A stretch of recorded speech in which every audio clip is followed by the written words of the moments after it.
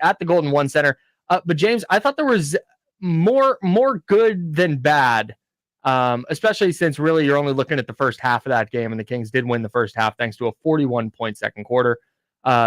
Overall, what was your big takeaway from last night? Yeah, I thought it was interesting watching the first half. I mean, that's all that really matters in this game. You want to see what the young players look like. You want to give them some game action.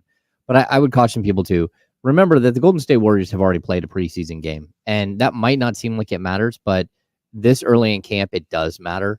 And so to have your team go up against a team that hasn't played yet is kind of a big deal. And so I liked what I saw overall from the Sacramento Kings.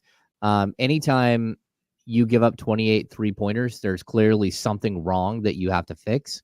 Well, actually 28 makes from three.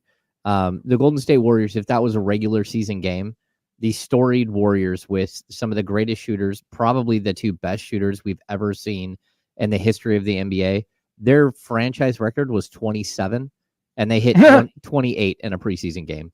Ridiculous. Yeah, so absolutely ridiculous. But the fact that you were able to stay in a game where you got outscored by 60 from the three-point line is pretty impressive, especially that first half where they lead 68-66. Some of the bigger takeaways is I believe that DeMar DeRozan will shoot 100% from the field for the entire season. He doesn't miss. Can we just stick on DeMar DeRozan for a second? Yeah. Here's the thing. Nothing that happened last night was out of the ordinary or different. Nope. Right? Like he didn't do any. It was hilarious though how many of those were just vintage DeMar DeRozan. There's a defender on him. He's standing 15 feet from the basket. He has picked up his dribble. That defender is in his jersey with a hand up in his face, playing perfect defense. Doesn't matter. Yep. From the elbow, you want it there? Bucket. You want a baseline behind the basket? Bucket. Wherever he was pulling up, it was, and then corner three, sure, why not? And the thing, obviously, he's not going to shoot 100% for the year. I'm confident in saying that. You can mark that, Jesse. Cut that take. I don't think DeMar DeRozan is going to shoot 100% for the year, but I think it was just a glimpse into why the Kings brought him in. Oh yeah, because having a player that just in a spot, hey, tight game down the stretch, 2 minutes left, down one. DeMar DeRozan is going to get to his spot, and there's just not a lot of defense for it. He's either going to make or miss. The Warriors played really good defense on him in multiple spots last night. It just didn't matter. Smaller defender, bucket. Taller defender, bucket. And that to me was the really exciting thing. And it's not even that he did anything different. It was just, nope, that's DeMar. He's still DeMar DeRozan, it turns out. Yeah, that's who he is. And I think it's interesting because we get to see what he looks like with the current Kings roster.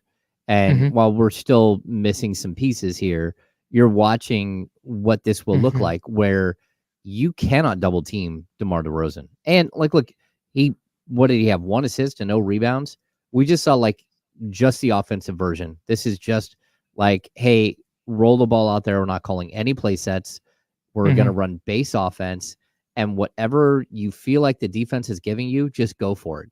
It's just a flow offense, right? And I thought that that's one of the most impressive things, where you're just watching a team who's learning each other on the fly. And how does a major piece like this fit in? And the fact is, he fits in perfectly. And again, there's no way to double him. The Kings have too much firepower in that starting lineup, and there's too much attention that goes towards Domantas Sabonis. There's too much attention that goes towards De'Aaron Fox. DeMar DeRozan is going to have whatever he wants all season long. And that's just kind of the way it's going to be because of the strength of the Kings offense.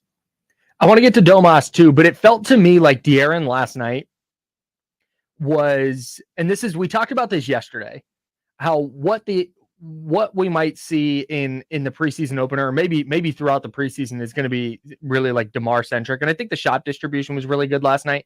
But did you feel like this might have just been me because I was believing this was going to happen, so I was confirming my biases, but did it feel like De'Aaron was taking a little bit of a backseat last night? Yeah. He was letting the game kind of play out and not necessarily trying to assert himself into it? Yeah, like even when I wrote my 6 quick thoughts, I said he was coasting. And that's okay. Like it's what you expect. I think De'Aaron is a feel player, and he wanted to get a feel for what this is going to look like and pick his spots. And also, like, look, in game 1 of preseason, you're not going to go hard to the basket like 6 times in a row. And he could have done it at any time he wanted. You saw him just like shake Podziemski or whoever was on him. It didn't matter. Just totally shook him again and again and got to whatever spot on the floor he wanted. He just, like, there's no reason to push it. There's no reason to get hurt. And really there was no play calls. There was no, set offense at all. So you're just kind of like milling around and doing your thing. And I thought he was perfectly fine. Like his productivity was perfectly fine for a guy who's just like easing into his season with a couple of new players. Yeah, that was a thing I expected to see that I don't expect to see moving forward. No, like once they iron out exactly what this is going to look like, I don't expect that to continue to be the case. But again, it's not like he didn't do anything last night. I think he put up 6 shots, 7 shots, whatever it was. Can we talk about Domas? Okay. The 15-footer as the trailer. Cash? He was leading the break, wasn't he? Yes, that's right. Yes, that's right. You're right. The break and just it was a stop and pop 3. Or free throw line jumper. Yeah, stop and pop free throw line jumper. Like, what did we just see? Insane. Yeah, insane. And that was he 3 for 3 on mid-range jumpers, I think. 3 for 4, maybe. 3 for 4. He might have missed one. He did miss one. He hit one like 16-footer, 18-footer on each of the like sort of the baselines. And super impressed because there was no hesitation at all. You're just like, man. Oh no, what was that? Like, holy cow! He pulled up and just nailed a jumper. Yeah, and didn't like you said. It's the. I don't want to. This is where you have to walk the line between like overreacting to preseason and not. But the fact that he was able to do that and willing to do that, and it's not just that he made them, right? It's a make or miss league. I've often said that. I don't care if you miss, but like, are you confidently stepping into that jumper? Oh yeah. And he did. It wasn't, how many times have we seen Domas, whether it's on the 3-point line or in the mid range, catch it and look, or maybe start to shoot and then put it on the deck. And he's not really decisive in exactly what he's doing. It was catch, shoot. And if that's it, we talked so much about the 3-point attempts. He didn't shoot a 3 last night. I mean, we've talked so much about that. But honestly, I'll take mid-range for now. Oh, yeah. If that's where he needs to get comfortable first and then start backing up, like that's what Chris Bosh did, right? When he went to Miami. He was like a long 2 mid-range guy with Toronto. And then they went, hey, if you take 1 step backwards, your shot is now worth 3 points. Yep. And that's kind of what I'm expecting to see. But if that's where it's got to start, a version of the Kings offense, there's a ton of Domas stuff that we can dig into with what they're doing with him. But that small thing by itself alters a lot of how teams have to defend the Kings, because now he doesn't even have to hit them at the clip that he did last night. It's just the threat of it, pulling a defender out away from the basket. Now, hey, maybe he puts it on the deck and maybe he goes around him. Maybe now there's an open back cut. It was not a thing I was expecting to see, but it was outside of DeRozan's start, 6 for 6 and 1 of 1 from 3. The Domas jumpers were the biggest takeaway for me last night. Yeah, I think it's interesting because nothing felt out of the flow, right? Mm-hmm. Nothing felt forced. It's like, it's what you've always wanted him to do and he hadn't done. And, it's not that he never shoots a mid-range jumper, but you're right, Kyle. There's always this little hesitation. You can see him thinking, and that seems to have gone away. And if you can get that to carry over, again, make, miss, you want him to shoot 50, something percent on those shots, right? Any mid-range jump shot is not a good shot in as far as like advanced statistics. Like most mid-range jumpers for like an average NBA player going about 40% of the time, right? And so 40% of the time they're worth 2 points. So they're worth 0.8 points per possession, right? Where a corner 3, where you're shooting 40%, is also worth that 0.4, but 0.4 times 3, so 1.2 shots per possession, right? A basket at the rim is 60%. So 1.2 shots per possession. So most teams try to avoid the mid-range. I think the Kings are going to live in the mid-range this year. I think we're going to see sort of what the San Antonio Spurs did like 4 years ago, where look at how good De'Aaron Fox is in the mid-range. If you can get Sabonis good in the mid-range, and then you can get DeMar DeRozan in the mid-range. But that's also why, if you looked how effective the Kings offense was, how they didn't pull away, because on the other end, they're giving up one 3-pointer after another. So it didn't matter how effective they were. One team was putting up 3 points every time, and one team was putting up 2. And so you've got to figure that out. You've got to figure out the defensive side. But I thought we saw Domas like at, what do you have, 9 rebounds, 8 rebounds? Incredible. I think the assists will skyrocket in this offense. I think his we'll get into Keegan Murray a little bit, but there were 2 plays in particular where this is going to happen all season, where teams switch a smaller guy onto Keegan Murray because they think they can.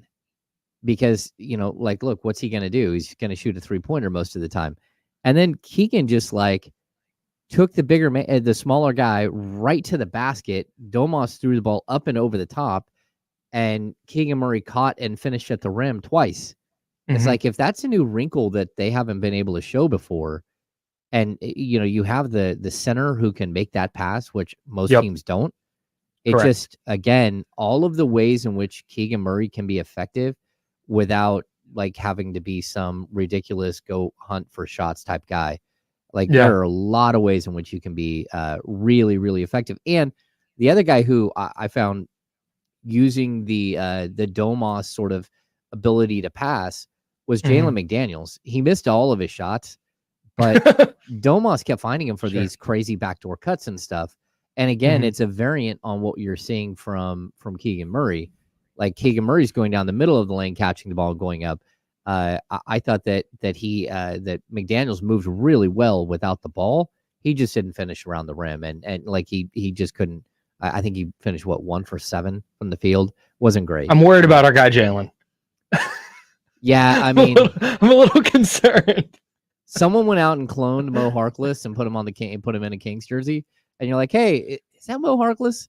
I mean, he looks just like Mo Harkless on the court. It's uncanny. It's one preseason game. I want to get to the mid-range stuff here in a second. But on Jalen McDaniels specifically, it's one preseason game. Maybe this changes throughout the year, but to me right now, he's a little bit better version of Kessler Edwards, in that if he has to play 12 minutes, I think you're okay with it. If Kings have injuries or the schedule dictates that, oh man, they're a little shorthanded tonight or whatever, and he has to play 12 to 15 minutes for a week, you're probably okay. But I think this idea that, oh man, there's untapped potential and he's going to, I didn't see anything last night that just made me think, oh man, this guy, just get him in this system and he's going to start flying. I think he's just kind of is who he is at this point. Yeah, I mean, you're hoping that he settles in, he gets comfortable, and he hits his corner threes, and then a couple of back cuts here and there. And then on the defensive side of the ball, he is long and athletic, and he can play multiple positions. I don't know that he's like a lockdown 1 through 4 defender. I don't think he is, but I at least think that he can be a disruptive force, and especially with his wingspan, it's what you're looking for. Teams throw guys like this at De'Aaron Fox all the time. And in a game, if Steph were to be like Steph and start going crazy, I might want to switch a guy onto him that 6'8" with a huge just a different look. Yeah, just a different look. And so I think having players like that, it's valuable. You just need him to figure out where he fits in the world, and then to be productive. Like, try to be a star in your role. Don't try to be a star. Yeah, and that's where. And you mentioned Steph, but I mean, you can say that about Kyrie Irving, Luka, Kevin Durant, Devin Booker. There's so many. That's 2 teams, but there's a ton of guys in the West that having a player like that, where, man, can you go give us 8 minutes on this guy? Yeah. Can you pause? Can you give us 8 minutes on the court and defending this guy a little bit, making things a little bit uncomfortable? It could definitely be a thing. I just. Tough night for Jalen McDaniels to start his Kings tenure. But just night 1, of the preseason. I want to go back to the mid-range conversation real quick, because I think things have gotten sideways with the mid-range jumper in basketball discourse. Okay. There's something in this studio making noise, and it is super distracting. And I don't know what it is, and I don't want to touch anything because I don't work here. Don't touch buttons, It has Kyle. stopped. It's stopped. Okay, it's stopped. All right. All right. Here we go. This is the Insiders. That's James Ham. I'm Kyle Madsen. We're sponsored by Jiffy Lube. We were talking about the mid-range jumper, and I think I saw Secure and DeBagley in the YouTube chat say that the Kings were 13 of 18 on middies last night. Yeah, if they're going to be 13 of right? 18 from the mid-range, they're going to win every game. So, right. Okay, so this is it. The mid-range jumper inherently, like in a vacuum, is not a bad shot. Okay. The reason the mid-range jumper got so maligned was because teams started relying on it too much, and guys were relying on it too much, where the advanced metrics revolution of 3 points is worth more than 2 points made the mid-range shot a little bit of obsolete, right? Yeah. But on the other hand, teams don't defend it. Teams are running you off the line and then trying to keep you from getting layups. And if you want to run off the line and stop and pop a shot from 16, like, teams aren't gonna adjust their defense to take that away. The only time a mid-range shot is a bad shot is when you're not making it. Yeah. If you have a bunch of guys, if you've got De'Aaron Fox, who's excellent in the mid-range, if you've got Keegan Murray, excellent in the mid-range, DeMar DeRozan, one of the best mid-range players we've ever seen, Domantas Sabonis shooting it like he did last night. If you're going to have that in your starting lineup, take them. Yeah, you want to run De'Aaron Fox off the line, and then try and crash. Okay, he's going to stop and pop from 15, and it's cash. And now all of a sudden, defenses are having to warp the way they defend, because the Kings are doing something a little bit different than everybody else. And I know it sounds crazy, because so much of what we've talked about with basketball over the last decade has been 3-pointers and layups, 3-pointers and layups. Everybody's looking for 3-pointers and layups. Well, hey, there's an entire area of the floor that just doesn't get guarded. And if you can hit shots at 72% as a team from there, that means it's a great shot. And I absolutely think they should be working for those. Yeah, I get what you're saying. And I mean, again, it is going to come down to a numbers thing. You do have to hit these shots, right? Yes. And that's always going to be the problem, because most of the mid-range shots, just like league-wide, players don't hit them at a high clip. And like when we're talking about like these advanced, like sort of the basics of advanced, statistics, a mid-range jump shot at 40%, if that's what you're getting, is the equivalent of fouling a free throw shooter who hits 40% of his free throws. So that's a guy who, just say one of the worst free throw shooters in the world, shoots 45% from the free throw line. That means that if you foul him and send him to the line, like the basic tenets of like advanced analytics say that he's going to score 0.9 points per free throw. I mean, per attempt on 2 free throws. So it's more advantageous to have a 45% free throw shooter at the free throw line than it is to take a mid-range jump shot. And that's where, unless you're elite at that skill, at that jump shot, then it really does become one of the worst shots in basketball. And you can see how it happens like very quickly if teams like fall into that. What you don't want to do is allow the other team to dictate what you're doing all the time.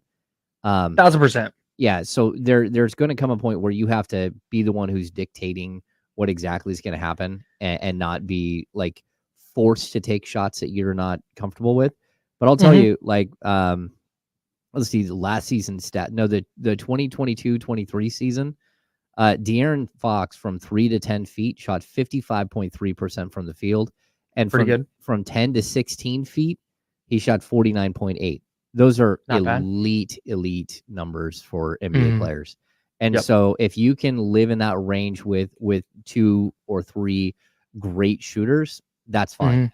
What you don't want it to be is like your whole offense. Yeah, no, and that's not. Yeah, I didn't. That came across like I was saying they should shoot all mid range.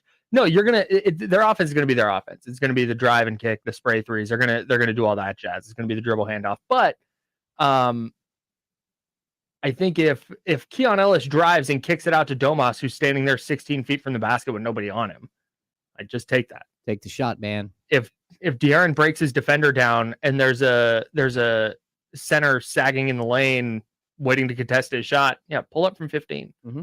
Like I think when they're there, they should absolutely be taking them, especially if they're going to hit them like they did last night. And man, DeMar DeRozan was like comically good. Oh yeah, with it's you go back and watch it. It's just every shot was defender in his face, hand in his face. Like I said, I don't want to say I was blown away because we've seen him do it so much. It's just funny watching him do it for the Kings. Yeah, I mean, I think that's where we're getting to the point where we've never seen some. I mean, again, I always talk about this. Like, there's an appreciation you have for players when you watch them every day, right? Mm-hmm. Like watching DeMarcus Cousins play every single day, like the nuances to his game, his ability to contort his body at 6'11" and 300 pounds and cut through players was just remarkable. Like, just like the agility that he had as a man that big was crazy to watch. And so you start to like develop an appreciation. I don't think there's a players I've ever like appreciated more watching on a day in and day out basis than Domantas Sabonis, right? The workman-like quality to him, the fact that he shows up every single game and gets hit in the head multiple times and just is a bruiser. Like, you appreciate it. And I think when you watch DeMar DeRozan from afar, and when you watch DeMar DeRozan come in one time a year, which is basically throughout a lot of his career, he's only played in Sacramento one, maybe two times when he's playing in San Antonio. But like with Toronto and with Chicago, one time a year, and he busts you up for 19 points in the fourth quarter in a game. You're like, oh man, that DeMar DeRozan guy is really good. But to watch him every day and to see the work he's going to put in and the buckets that he's going to hit where you don't even know how he can see the rim, those are where you're going to have a whole new appreciation. I'm here for like appreciating someone who does something at just such an elite level and getting to watch that every single night, even if it's like as someone who's covering a team. It does, you get joy out of watching somebody do something to like perfection. It really is cool. Yep. We'll have plenty more on the